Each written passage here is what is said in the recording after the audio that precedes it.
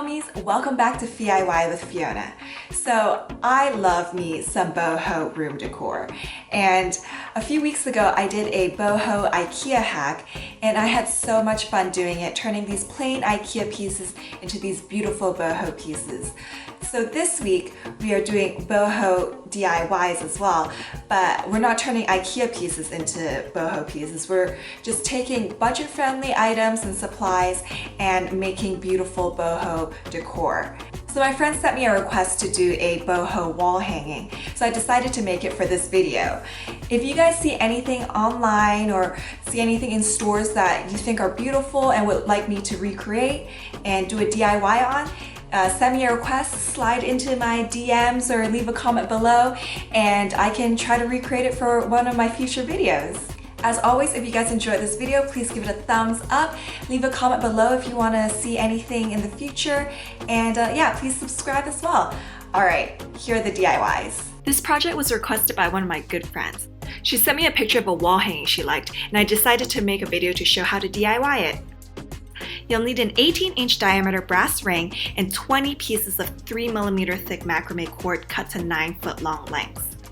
Fold each of the macrame strands in half and loop it over the top portion of the brass ring. Keep the strands close together. Part the strands in half and you can tie a string in the middle to use it to hang on the wall later. Now we'll start crisscrossing the strands one at a time, starting from the strands closest to the middle and moving out. So the strands that were closest to the middle up top will be farthest out on the bottom, if that makes sense. Once all your strands are crossed, you'll be tying the strands in place. I start from the strands closest to the middle and move outwards. Bring the strand behind the ring, loop it over and to the left, and then loop it over and to the right. Take the end and pull it through the middle. Simply do the same thing to all the remaining strands. These knots you are creating are called clove hitch knots. While you're tying the knots, keep around a 1/4 inch gap between each of the strands on the bottom part of the ring. Once you're done with the knots, hang it up, and if the hanging strands are uneven, give it a trim and you're done.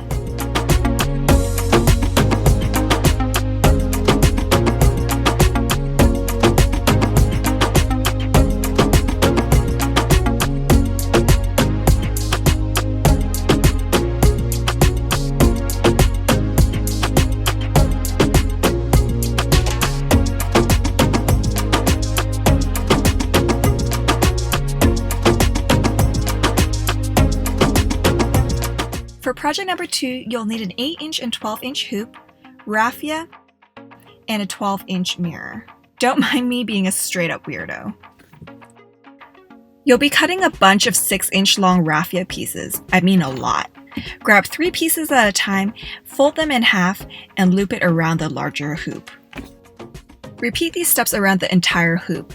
There's around a 1/4 inch between each raffia bunch. It should look like this, with a bit of spacing in between each one.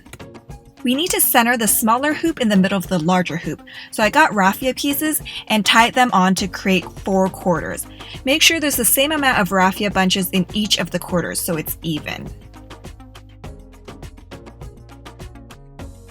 Next, we'll be filling the gap between the large and small hoop. Just grab your entire roll of raffia and start wrapping the hoops. I did 5 wraps between each of the raffia bunches. So I wrapped 5 times, then wrapped over the raffia bunch and wrapped 5 more times after that. And then just continue on and so forth.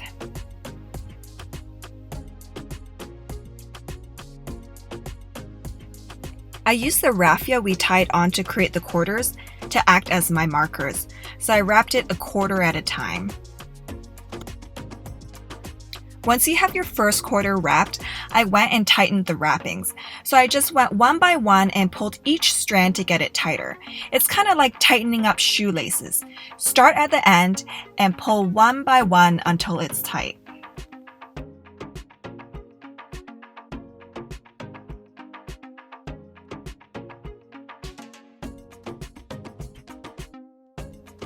Once that section is tightened, hot glue the raffia down on both ends.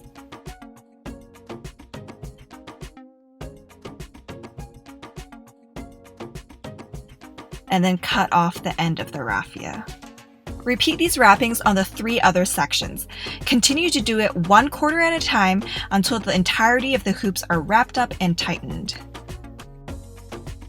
Now you'll grab your mirror and hot glue the edge of the mirror to glue your raffia hoops onto the mirror.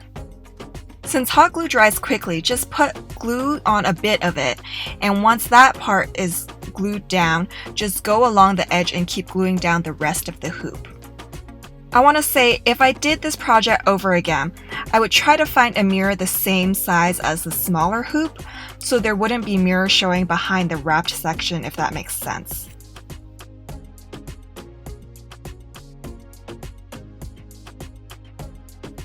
I didn't get this part on video, but you can also tie a piece of raffia to the outer hoop to use it to hang the mirror.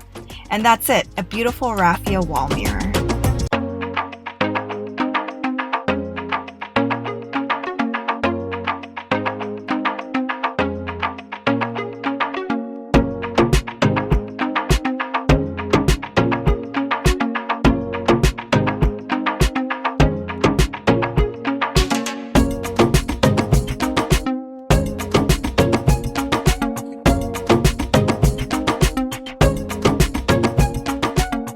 Okay, we'll be making gorgeous jute coasters with fringe. It is easy to make, but a little complicated to explain. I'll try my best. For this project, we'll be crocheting in the round. You'll start off with twine and a crochet hook. First, tie a knot with a loop. Then put your crochet hook through and create 2 chains by pulling twine through the loop with the hook and then doing it again to have your second chain. Then insert your hook through the first chain you made. Wrap your twine over your hook and pull it through. You'll have 2 loops on your hook now. Then wrap your twine over your hook once more and pull it through. This is your single crochet. Then you'll be doing 5 more single crochets through that same chain. If any of these steps are confusing to you, I linked the YouTube videos I first watched to learn how to crochet in the round in the description below, and they do a great job explaining it.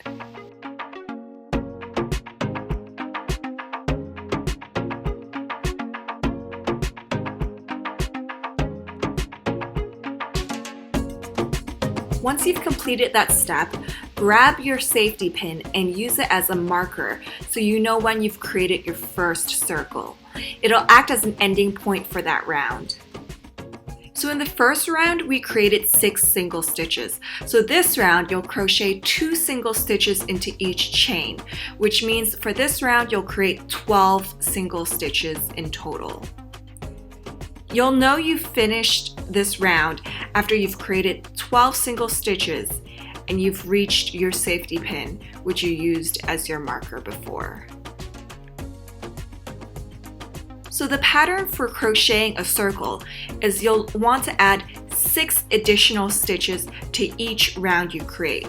So here's a picture of what that pattern looks like. So right now we're in round 2, creating 2 single crochets in each single crochet before. You'll see in the next round, you'll be creating 6 more single crochets, totaling 18 single crochets in that round. And the next round, you'll be creating 24 single crochets in total. And the last round, you'll be creating 30 single crochets. You can see for each round you do, you create 6 additional single crochets to the round before.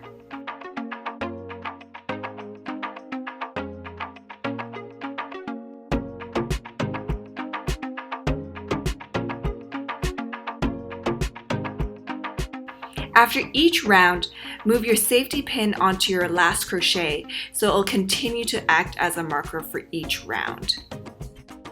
When you finish all 5 rounds, cut off the tail of the twine and pull it tight. You'll have loose twine from the middle and from the end, so just use your crochet hook and pull the twine through the crochet you just created. Kind of just weave the twine through to secure it in place and hide the ends. Just pull your hook through any loose areas and weave your ends in that way.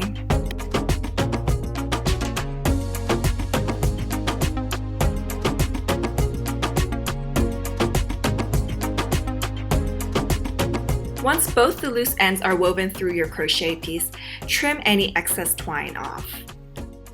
Yes! The main part of your coaster is done.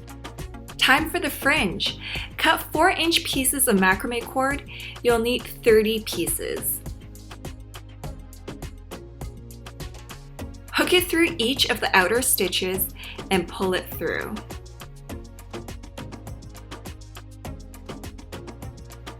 Make sure it's folded in half and loop the ends through. Keep doing this until a fringe surrounds your entire coaster. Untwist and comb out your fringe so it's nice and fluffy.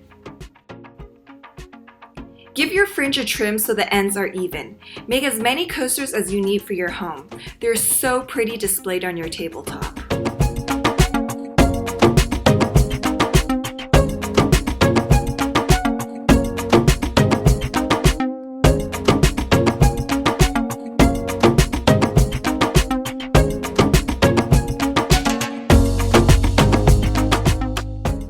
For this last project, I was inspired by a basket from Urban Outfitters, and it's super easy to DIY.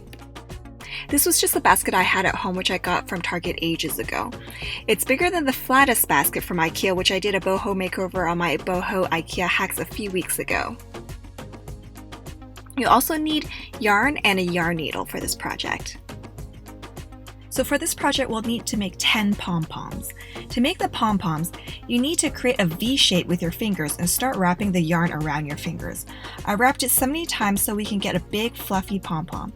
Then snip a piece of yarn and slip it through your 2 fingers and tie a knot around the looped yarn.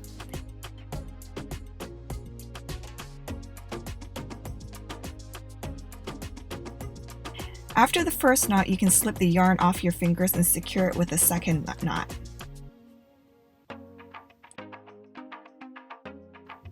You'll kind of have a flattened pancake looking bow, which is what you want. Start snipping the loops so they become individual pieces. Make sure not to snip your long string, which you used to tie the looped yarn in the first place, because we'll be using those strands to connect to the basket later. Once you've cut all the loops, the strands of the pom-poms will be pretty uneven, so give it a trim so it gives it more of a ball shape. Repeat these steps 9 more times until you have 10 pom-poms. We'll be sewing 5 pom-poms under each of the 2 handles. We'll start with the first pom-pom in the middle of the first handle. Sew it just under the handle, around 2 inches from the top of the basket. So this is why we kept those long strands of our pom-poms. Pull the 2 strands through the eye of the yarn needle. Find the center of where you want the pom-pom. The weave of the basket is loose enough to allow you to poke in between the weave, so you don't need to poke through the seagrass. Pull the strands through and tie a knot. We'll be repeating these steps for the other pom-poms. Make sure they're aligned horizontally. I didn't want them to be squished together, so they had approximately an inch between each of them.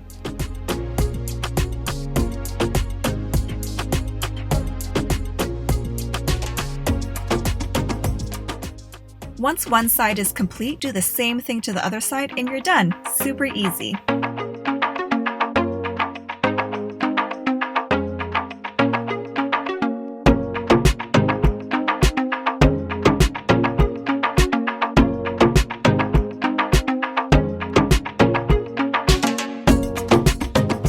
I loved how easy these DIYs were to make, and they turned out so beautifully. And oh my gosh, I love my seagrass baskets, and just so impressed by how you can completely transform them by just adding some pom-poms.